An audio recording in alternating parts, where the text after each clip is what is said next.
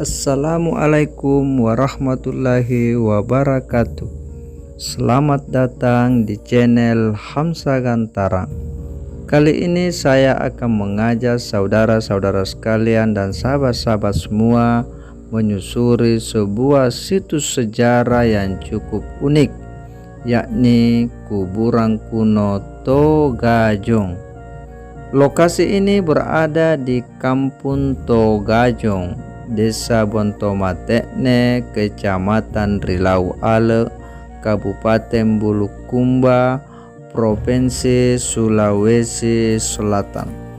Kuburan ini berada di dalam perkebunan warga yang agak jauh dari pemukiman masyarakat desa. Inilah perjalanan menuju lokasi kuburan Togajong yang ada di tengah-tengah pekuburan warga. Sebelum kita sampai ke lokasi pekuburan, kita akan berbincang. Ya, ku si anaknya ku Togajong juga namanya. Namanya ya? Iya, namanya Togajong. Dari nenek begitu dia Iya. penyampaiannya. Iya, dari nenek. Tapi asal usulnya. Pekone, Oh iya. Jadi istilahnya bahasanya dikatakan Togajong. Togajong. Dari murahnya. Asal mula daripada Togajong. Ntar, Ada tau lepa-lepan tama Gajong. Iya. Maka itulah namanya dikatakan Togajong. Maka ini abadi kami kampung ini menjadi namanya Kampung Togajong. Jadi orang pendatang ya. Orang pendatang. Ini menurut sejarah orang tua di sini pernah menceritakan juga saya. Kan saya juga pernah tanya, kenapa itu dibilang Togajong di sana? Iya, jadi bahasa orang di sini, orang tua bilang memang sejarahnya itu Togajong, terbentuk namanya itu Kampung Togajong karena sejarahnya itu dulu ada orang lepa-lepa masuk, itu dikatakan Gajong. Nah, tak rampi mikone, tinggal di kampung ini, bersandar di sini lepa-lepanya dulu masih perahu kayu. Nah, itulah sehingga dikatakan Togajong, Pak. Berarti kampung ini dulu masih berupa laut ya? Iya, masih berhubungan katanya dengan laut. Menurut sejarah ini orang dulu bilang. Berarti ini zaman-zaman kenabian ya? Artinya kejadian itu. Ya, seperti itu, Pak. Ini kita sudah hampir di lokasi kuburan Togajong. Ini nampak kuburan ini sudah direhab, sudah diberi atap dan juga sudah diberi tegel sehingga semakin jelas dan nampak badannya ini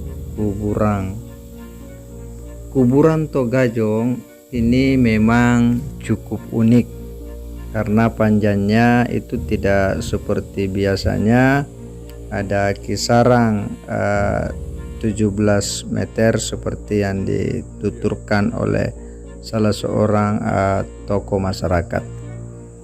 Kuburan Togajong ini menyisakan perjalanan atau pendaratan manusia pada masa lalu, yang istilahnya itu manusia yang turun dari perahu, seperti ditutur dari generasi ke generasi bahwa pada zaman dulu alam ini hanya sedikit yang berupa daratan, yang banyak itu hanya berupa lautan yang luas. Kedatangan penghuni kampung di daerah tersebut itu dengan menggunakan perahu yang bahasa lokalnya itu adalah biseang atau lopi-lopi. Dikatakan Togajong itu karena artinya dia datang dengan menggunakan perahu.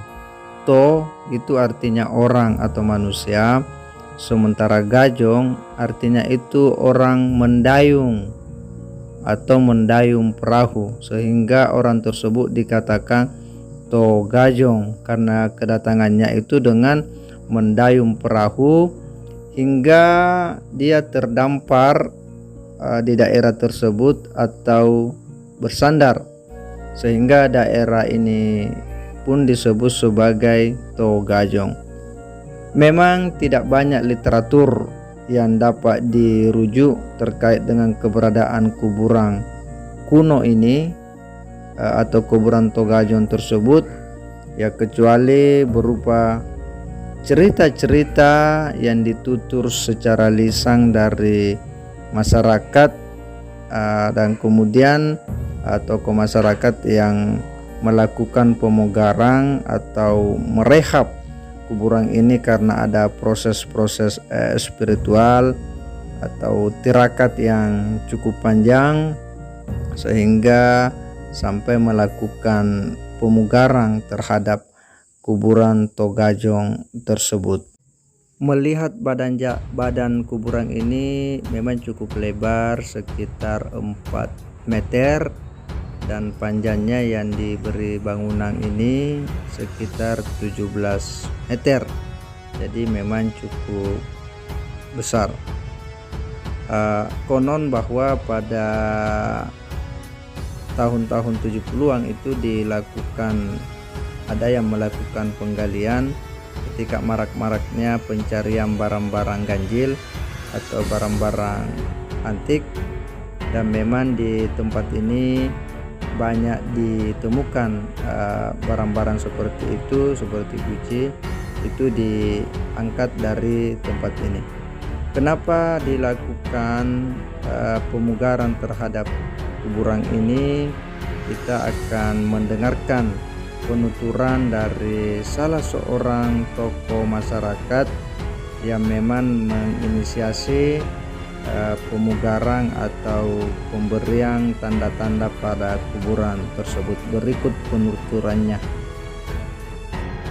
Awalnya saya temukan itu makam di sana ketika ada proyek jalan yang dirintis oleh pemerintah desa Bontomontene. Dalam hal ini saya selaku kepala desa pada waktu itu. Pada saat dirintis muncul itu ada penjaga di sana, ada ular,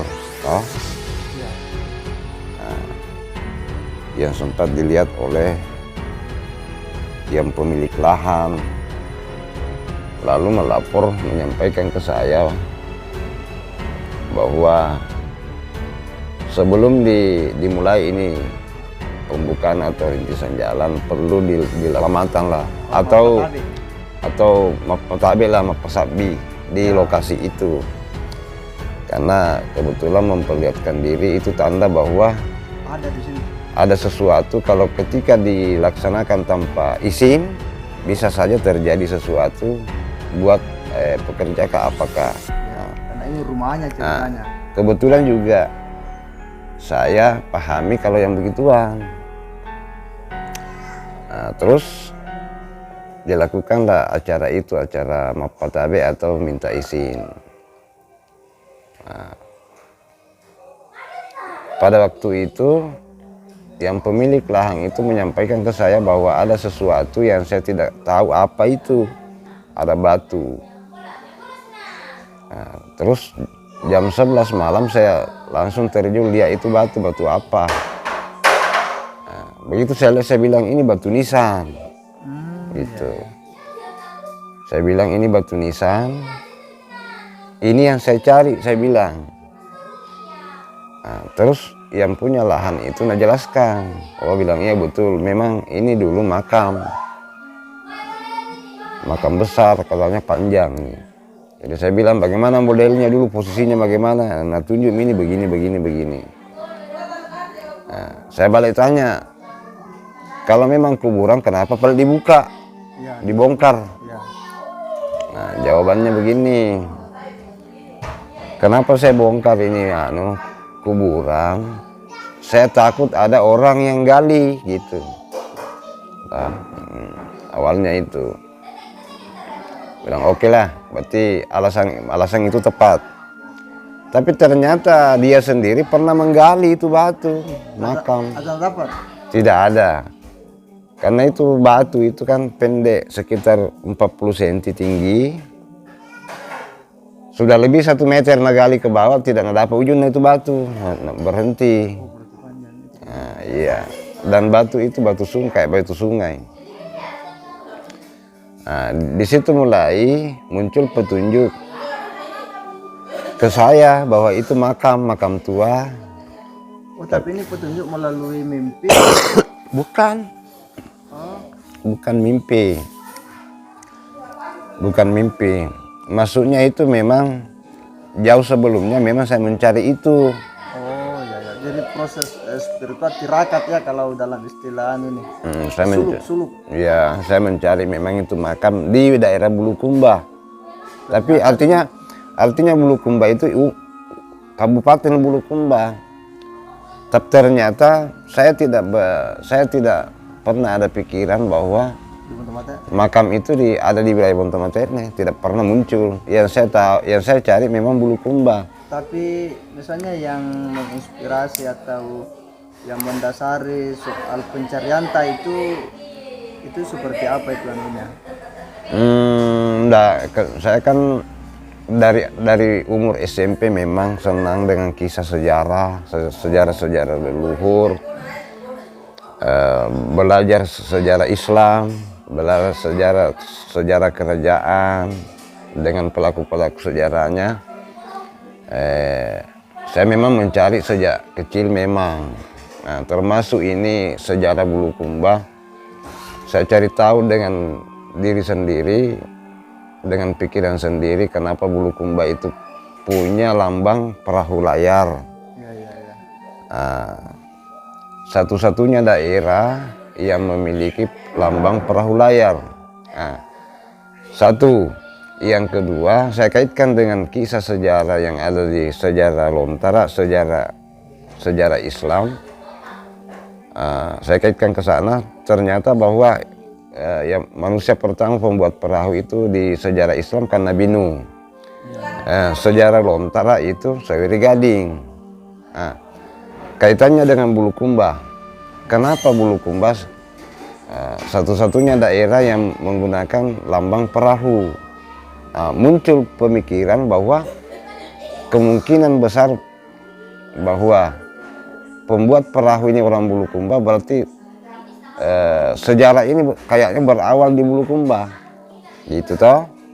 Sejarah dunia ini sepertinya itu Bulukumba yang awal, karena dunia tahu, bukan cuma Indonesia, dunia tahu manusia pertama pembuat perahu itu di dunia adalah orang Bulukumba.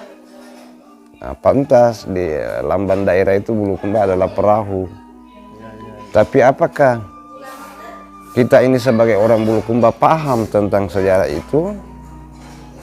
Apakah kita memahami ke sana bahwa Bulukumba ini adalah awal, atau sekadar tahu bahwa Bulukumba itu nanti berdiri tahun sekian? Kok kenapa pakai lambang itu? Gitu. Nah, jadi terkait dengan makam di sana, sampai saya cek itu, dan itu membuat pertanyaan besar, kenapa ada di Bontomaten Iya. makam itu? Dan tidak pernah dicerita oleh orang-orang dulu ya? Tidak ada, tidak pernah. Kecuali yang pemilik kebun yang tahu bahwa ada bekas.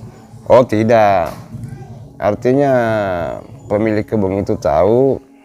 Ternyata artinya hampir seluruh ini orang-orang yang umur 50 tahun ke atas tahu. Dan terbukti di sana bahwa tahun 70-an galiannya toh. Oh, pernah ada tampil? Ada tahun barang anti tahun 70-an.